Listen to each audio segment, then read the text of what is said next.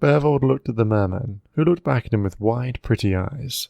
It wasn't that Bearvold was a shy person really, or even very sensitive, but he was more than aware of his tendency to make people nervous by his mere stern presence, and he didn't know how the stranger would react without the buffer of the others, or the buffer of being in terrible pain and just needing a strong support to cling to. He cleared his throat and unfolded the soft black pants Lucas had handed him. He recognized them as a pair that Emil wore whenever he was lounging around. "Want to try these on?" he asked. The merman cocked his head to the side, studying the garment closely.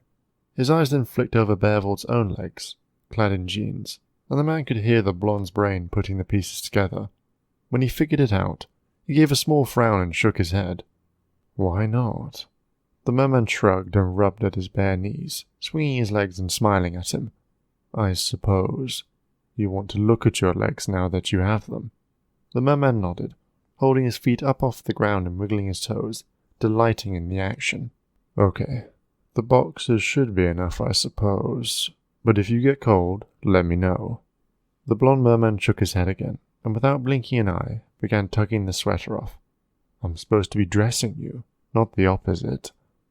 The merman shed the sweater, pulling out the length of his hair from the neck, and sighed pleasantly, running his hands lightly over his bare chest and arms. "Just more comfortable this way?" A contented nod was his response. "Oh, if you want.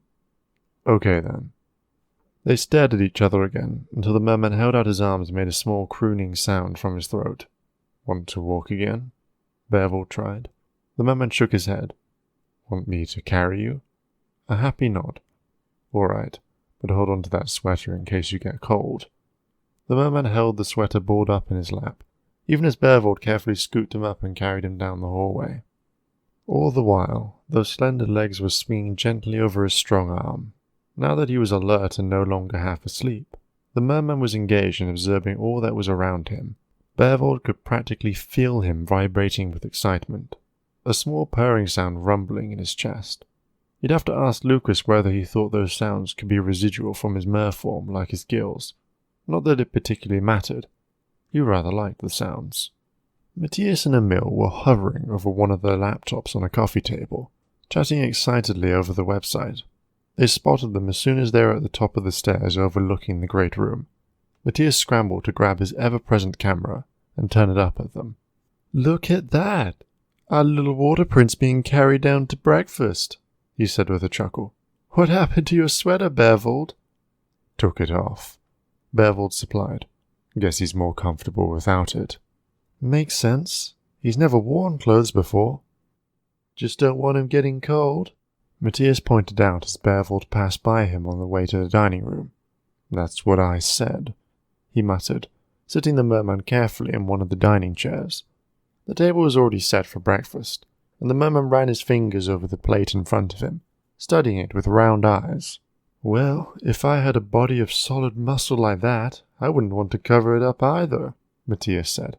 The merman cocked his head, then looked down at himself, running a hand over his firm midsection, and then looked up questioningly. "That was a compliment, bro. You're way toned."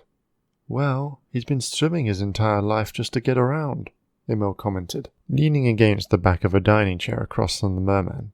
"Have you seen swimmers' bodies?" The merman seemed more confused, and slowly lifted the sweater in his lap to cover his chest and belly, as though to hide. "It's fine," Emil told him. "There's nothing wrong with you. We're just used to everyone wearing clothes when it's cold outside." The merman looked unconvinced, still holding the garment over himself. "Great," Emil chided. "He's barely awake, and you already gave him a body complex." "I did not," Matthias insisted. "He just doesn't get what I was saying. He has a great body. You understand me, fish boy? You have a really great body." A blush broke out across the merman's white cheeks, and he couldn't hide the smile that rose on his lips. "See? He knows." "How's his hair?" Emil asked, coming to stand beside the merman. He slowly held out his hand. "Can I?" The merman nodded at him, and Emil threaded his fingers through the long mane, checking for tangles. It's not as bad as I thought, but we really do need to comb it out." The merman's eyes went wide and he jumped, literally grabbing onto the length of his hair and yanking it from Emil's hands. holding onto it tightly and shaking his head. Brush it out, Emil rephrased, holding his hands up innocently. It means to get out all the knots and tangles. I didn't mean pull it out.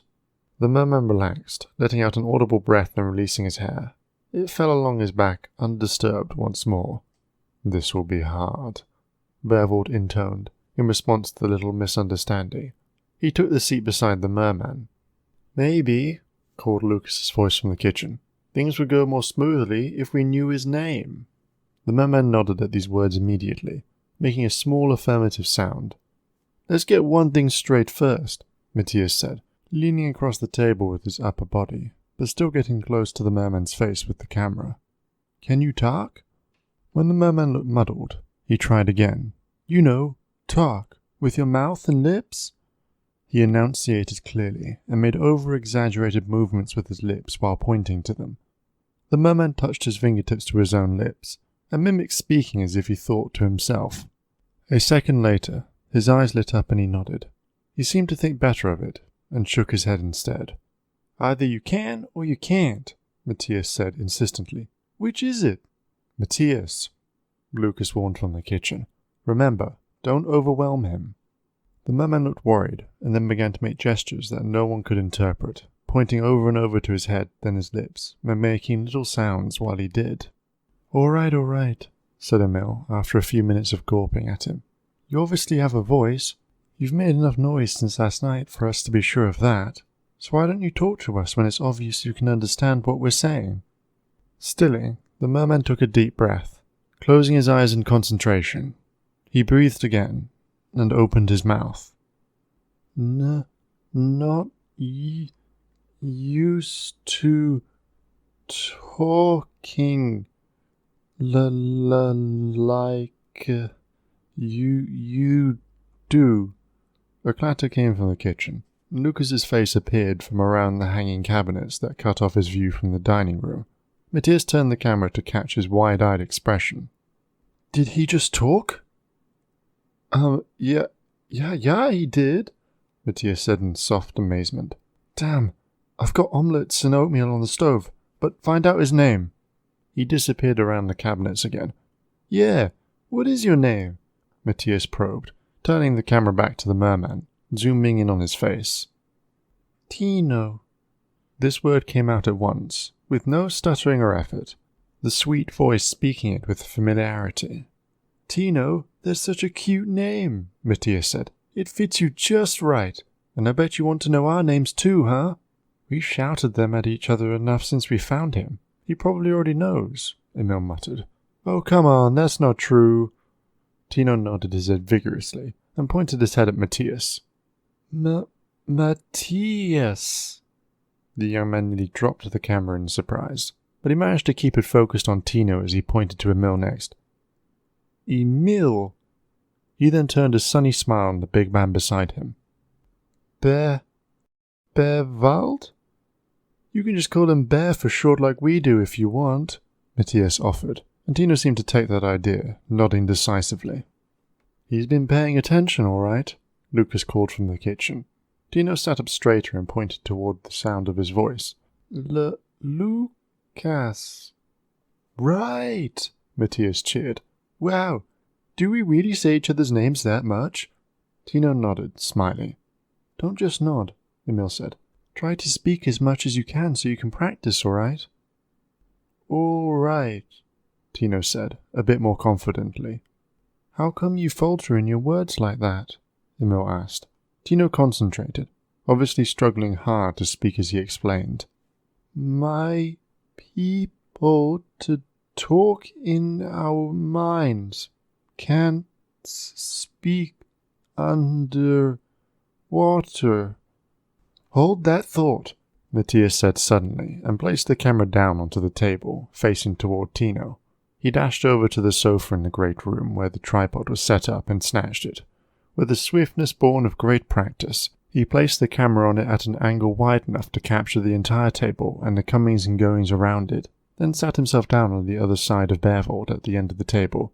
Okay, he said excitedly, this is amazing! Are you telling me that you communicate at the speed of thought? Through your freaking minds? Yes, we hear each other in our minds, so it's hard to speak. Wicked frickin' sweet. Incredible, came Lucas's voice from the kitchen, his head once more peeking out from around the cabinets. Tino looked down a little shyly as they all gazed at him in wonder. Can you do it to us? Emil asked, a little excitement in his voice. Can you speak to us through your head? Tino shook his head. Then, seeing Emil encourage him to speak the answer, said, No. Tried a lot last night. We must be too dim-witted for such a miracle as telepathy, Lucas called. But wait, how could that be how you heard him in the first place? Matthias demanded. You said that you heard someone crying out for help while you were driving before you saw him. Tino looked in Lucas's direction brightly, asking in a stumbling tone, Did you hear me? Lucas didn't answer right away. When he did, he sounded cautious. To be honest, it happened so quickly that it's hard for me to remember. I can't say whether it was really a voice I heard so much as this overwhelming feeling that someone was calling out for help. It blindsided me with how powerful it was. I can't really describe it now, though. Tino chirped happily, nodding his head. So, what about when your people go to the surface? Emil asked. Do you talk to each other out loud then? Too much trouble, Tino stammered slowly. And we don't often. Bervold shifted in his seat and cleared his throat as he said, Well, you're doing very well for your first time speaking. The blonde merman inclined his head to look at Bervold with a smile. It's not easy. Takes forever. Practice makes perfect, Matthias encouraged. But don't push yourself too hard if it's stressful or exhausting, Lucas said. Yeah, just take your time, Emil agreed. We want to listen to you and hear everything you have to say. That's why the camera's been rolling almost since we found you, Matthias said, grinning. You're already an internet star. A look of utter confusion knit Tino's brows together, and he looked at Matthias with his lips parted as though to ask a question, but didn't know where to start. The tall hyperman never did need much of an invitation to begin rambling about what he did. This was no exception. Okay, so we put the video of your rescue last night on the internet, and it's already gotten a ridiculous amount of views. The comment section is blowing up, and already people are clamoring for more of you. Lay off the tech talk for now, Matthias, Bervold suggested, gesturing toward the tripod. He doesn't even know what the camera is doing. Tino glanced from Bervold to Matthias, then to the camera, that was set up a few yards away. He pointed to it and asked slowly, Your pet? Matthias broke out laughing, and Emil joined him. From the kitchen, they heard a small chuckle. No, Tino, Emil said, his voice strained with the need to laugh. We'll explain later.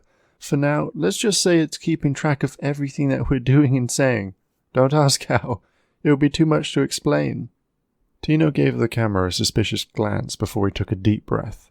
He swallowed and lifted his hands before him, forming a cup with them, and bowing his head toward it. The gesture seemed oddly ritualistic, and he remained with his head bowed as he struggled through his next sentence. Thank you.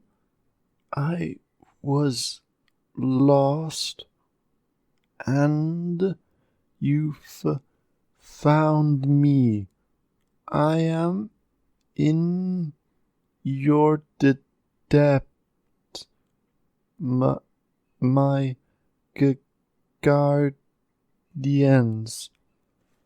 You're very welcome, came Lucas's voice as the man stepped around the corner. We're glad to be helping you. Now, I could use some help carrying all this out. Emil? The teen sighed, slumping in his chair. Why is it always me? He complained. Because he's your big brother, Matthias answered. You have to do what he tells you. Emil snorted and went to help Lucas in the kitchen. The sounds of clinking came as they began to gather up the breakfast items. It took them a few trips, as there was a lot for so many of them. Emil brought out the few breads they had, along with the butter, jams, and cheeses. Lucas set out the plate of cold-cut meat and vegetables, along with a tube of roe that Bervold insisted on. Emil was also careful to place the potholders strategically along the spots on the table for Lucas to rest the 2 hot dishes. "You're family?" Tino asked, watching them come and go. Matthias jumped on the question with glee. "Lucas and Emil are brothers. Bervold kind of like an adopted brother. He's the big muscle around here, but we like the guy even if he's not related to us." "Ah, then you? Well, I'm Lucas's true love, of course." Matthias caught Lucas's waist as he was walking by, and hugged him close, rubbing his cheek on the man's side. "I'm carrying oatmeal here, Matthias," Lucas said dismissively. He held a huge steaming pot of oatmeal and had to nudge Matthias with his hip until the man let go, pouting. "You're no fun, babe. Do you want me to spill piping hot porridge on you?" Lucas asked, placing the pot on the table. Matthias gave a wicked smile.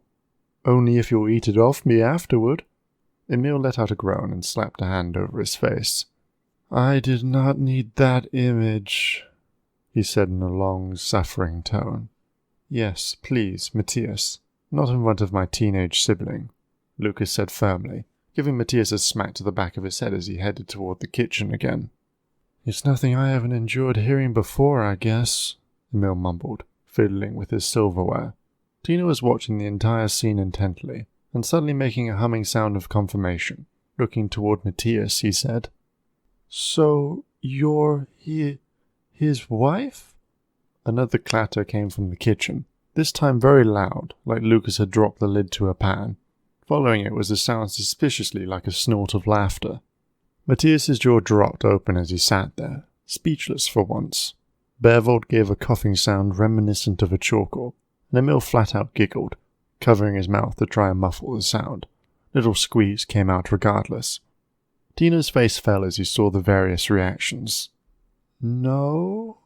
he inquired slowly.